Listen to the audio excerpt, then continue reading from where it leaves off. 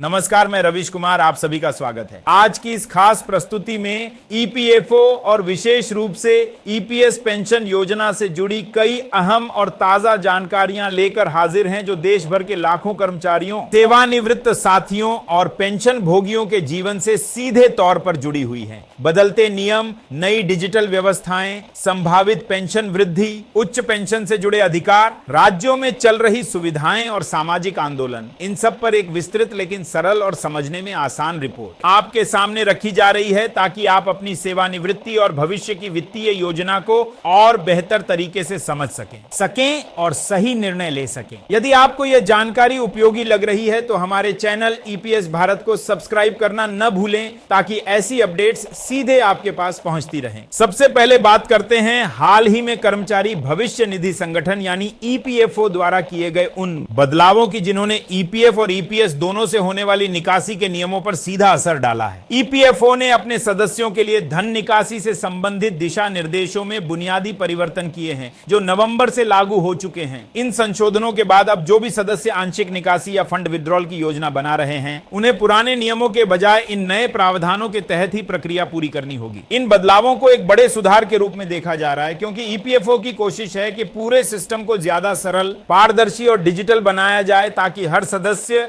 अपने खातों का प्रबंधन बिना किसी अनावश्यक परेशानी के कर पाए। ईपीएफओ का यह कदम खास तौर पर उन कर्मचारियों के लिए बहुत मायने रखता है जो बीच बीच में नौकरी बदलते रहते हैं या किसी कारण से बेरोजगार हो जाते हैं, और ऐसी स्थिति में उन्हें अपने संचित फंड की तत्काल जरूरत पड़ती है। पहले अक्सर शिकायतें आती थी कि निकासी की प्रक्रिया जटिल, धीमी और कई बार अस्पष्ट थी, लेकिन अब नए प्रावधानों के तहत पूरी प्रक्रिया को चरणबद्ध तरीके से ऑनलाइन प्लेटफॉर्म पर शिफ्ट किया जा रहा है। इससे न केवल कागजी औपचारिकताएं कम होंगी, बल्कि रिकॉर्ड भी बेहतर तरीके से सुरक्षित रहेंगे और सदस्यों को रियल टाइम में अपने क्लेम की स्थिति देखने का भी मौका मिलेगा। अब आते हैं उस बदलाव पर जो इस समय सबसे अधिक चर्चा का विषय बना हुआ है और जो सीधे तौर पर ईपीएस 95 के सदस्यों और संभावित पेंशनरों को प्रभावित करने वाला है। यह बदलाव ईपीएस 95 से संबंधित आंशिक निकासी की शर्तों में किया गया है। पहले की व्यवस्था में यह प्रावधान था कि यदि कोई कर्मचारी अपनी नौकरी छोड़ देता था या उसकी नौकरी किसी कारण से चली जाती थी और वह बेरोजगार हो जाता था, तो महज 2 महीने की प्रतीक्षा अवधि के बाद ही वह अपनी ईपीएस राशि का दावा कर सकता था। यह नियम उन लोगों के लिए राहत लेकर आता था जो अचानक बेरोजगारी की स्थिति में फंस जाते थे और उन्हें तुरंत धन की आवश्यकता रहती थी। लेकिन अब नए संशोधित नियमों के अंतर्गत इस प्रतीक्षा अवधि को काफी बढ़ा दिया गया है। अब किसी भी सदस्य को ईपीएस राशि निकालने के लिए 6 महीने, 12 महीने या 18 महीने नहीं, बल्कि पूरे 36 महीने यानी पूरे 3 वर्ष तक प्रतीक्षा करनी होगी। यह एक बड़ा बदलाव है और स्वाभाविक है कि इस पर मिलीजुली प्रतिक्रियाएं सामने आ रही हैं। एक तरफ यह तर्क दिया जा रहा है कि यह लंबी अवधि सदस्यों को अपनी सेवानिवृत्ति से संबंधित बचतों को अधिक समय तक सुरक्षित रखने के लिए प्रेरित करेगी, ताकि वे जल्दबाजी में अपनी पेंशन निधि समाप्त ना कर दें। दूसरी ओर यह चिंता भी व्यक्त की जा रही है कि जो लोग अचानक आय के स्रोत से वंचित हो जाते हैं, वे इतने लंबे समय तक कैसे इंतजार कर पाएंगे। इस नए प्रावधान का मूल उद्देश्य ईपीएफओ के दृष्टिकोण से यह है कि सदस्य अपनी पेंशन निधि को अल्पकालिक जरूरतों के लिए तुरंत कैश ना करवा लें और भविष्य के लिए एक मजबूत सुरक्षा कवच बनाए रखें। अक्सर देखा जाता है कि लोग मुश्किल समय में रिटायरमेंट फंड तोड़ देते हैं और बाद में वृद्धावस्था में आर्थिक असुरक्षा का सामना करते हैं। इसीलिए नीति निर्माताओं का मानना है कि यदि निकासी के नियम थोड़े सख्त होंगे तो सदस्य योजनाबद्ध तरीके से वित्तीय प्रबंधन करेंगे और अनावश्यक या भावनात्मक निर्णयों से बच सकेंगे। हालांकि दूसरी तरफ यह भी उतना ही सच है कि देश के एक बड़े हिस्से में अभी भी सामाजिक सुरक्षा के पर्याप्त साधन उपलब्ध नहीं है और बेरोजगारी या नौकरी जाने की स्थिति में परिवार का पूरा बोझ उसी सदस्य पर आ जाता है जिसने कुछ धन ईपीएफ या ईपीएस में जमा कर रखा होता है। ऐसे में 3 वर्ष की यह लंबी अवधि बहुत से परिवारों के लिए चुनौतीपूर्ण साबित हो सकती है। इसीलिए हर सदस्य के लिए यह अत्यंत आवश्यक हो जाता है कि वे अपनी वित्तीय योजना बनाते समय इन नई शर्तों को गंभीरता से ध्यान में रखें, ताकि भविष्य में उन्हें अचानक किसी संकट का सामना ना करना पड़े। अब ईपीएस से निकलकर बात करते हैं पेंशन भुगतान की उस प्रणाली की जिसे ईपीएफओ ने पूरी तरह डिजिटल और केंद्रीयकृत बनाने की दिशा में बड़ा कदम उठाया है। ईपीएफओ ने ईपीएस पेंशनरों के लिए एक केंद्रीयकृत पेंशन भुगतान प्रणाली यानी सीपीपीएस की शुरुआत की है। यह नई व्यवस्था तकनीक पर आधारित एक आधुनिक प्लेटफॉर्म है, जिसके माध्यम से अब देश के किसी भी कोने में रहने वाला पेंशन भोगी किसी भी बैंक की किसी भी शाखा से अपनी मासिक पेंशन प्राप्त कर सकता है। पहले बहुत से पेंशन भोगियों को इस बात की की मुश्किल होती थी कि उनका पेंशन भुगतान आदेश, जिसे पीपीओ कहा जाता है, किस कार्यालय से जारी हुआ है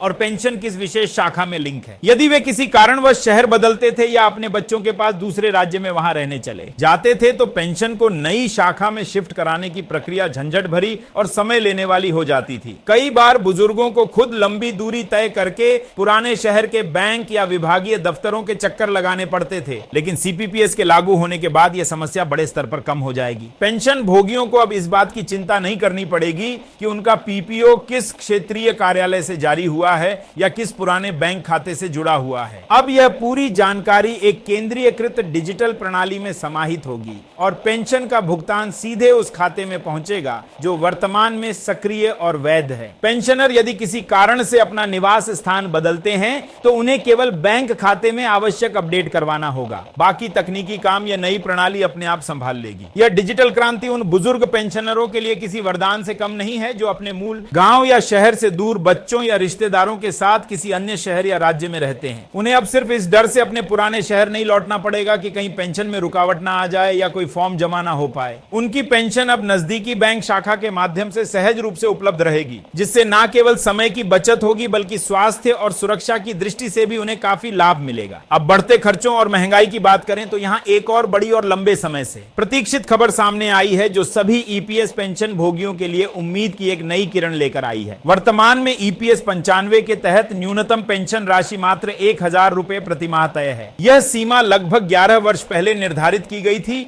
और उसके बाद से अब तक इसमें कोई औपचारिक संशोधन नहीं किया गया है। इस बीच देश में महंगाई, चिकित्सा खर्च, दैनिक उपभोग की वस्तुओं की कीमतें और जीवन यापन की कुल लागत कई गुना बढ़ चुकी है। इसी पृष्ठभूमि में श्रम मंत्रालय से जुड़ी संसदीय स्थायी समिति ने इस मुद्दे पर गंभीरता से विचार किया है। समिति ने विस्तृत समीक्षा के बाद यह साफ निष्कर्ष निकाला है कि वर्तमान न्यूनतम पेंशन राशि से आज के समय में किसी भी पेंशनर की बुनियादी जरूरतें भी सही तरीके से पूरी नहीं हो पा रही हैं। घर का किराया, बिजली, पानी के बिल, दवाइयां, भोजन, परिवहन और अन्य जरूरी खर्चों को जोड़कर देखें तो 1000 रुपए की राशि लगभग प्रतीकात्मक ही रह जाती है, प्रायभारिक सहारा नहीं बन पाती। इसीलिए समिति ने सरकार को यह सिफारिश भेजी है कि न्यूनतम पेंशन में तत्काल और सार्थक वृद्धि की जाए। हालांकि अभी यह केवल एक सिफारिश है और अंतिम फैसला केंद्र सरकार के स्तर पर ही लिया जाना है, लेकिन अंदरूनी सूत्रों से जो जानकारियां सामने आ रही हैं वे यह संकेत देती हैं कि आने वाले कुछ महीनों में इस दिशा में कोई सकारात्मक घोषणा की जा सकती है। यदि ऐसा होता है तो यह ईपीएस 95 के अंतर्गत पेंशन प्राप्त कर रहे लाखों बुजुर्गों के जीवन स्तर में कुछ हद तक सुधार का मार्ग खोल सकता है। यह भी ध्यान देने योग्य है कि न्यूनतम पेंशन बढ़ाने की मांग केवल पेंशनरों की आवाज नहीं है बल्कि कई सामाजिक संगठनों, कर्मचारी संघों और विशेषज्ञों द्वारा भी लंबे समय से उठाई जा रही है। उनका तर्क है कि किसी भी सभ्य समाज में बुजुर्गों को कम से कम इतनी आर्थिक सुरक्षा अवश्य मिलनी चाहिए कि वे सम्मान के साथ अपना जीवन व्यतीत कर सकें और छोटी छोटी जरूरतों के लिए दूसरों पर पूरी तरह निर्भर ना हो। देखना होगा कि सरकार आगामी समय में इन सिफारिशों पर किस तरह की ठोस नीति बनाती है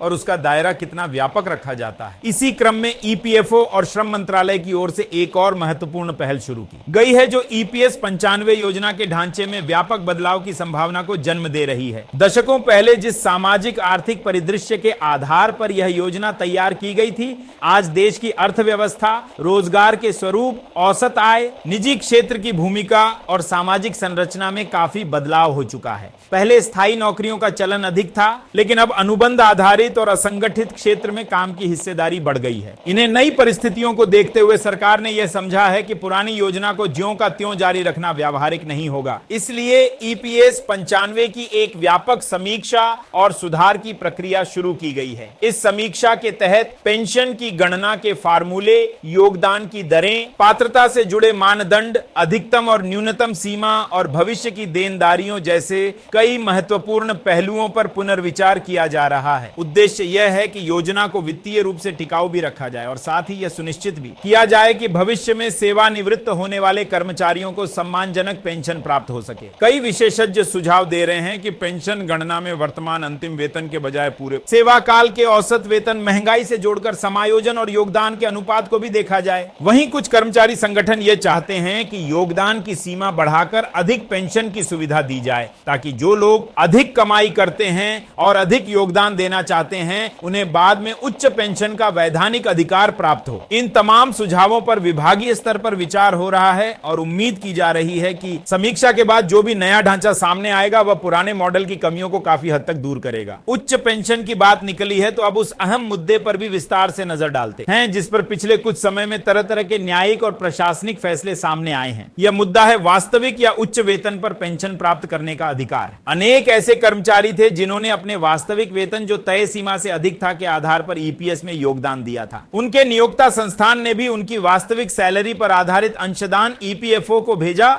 और ईपीएफओ ने वर्षों तक वह योगदान स्वीकार भी किया। इसके बावजूद जब पेंशन की गणना की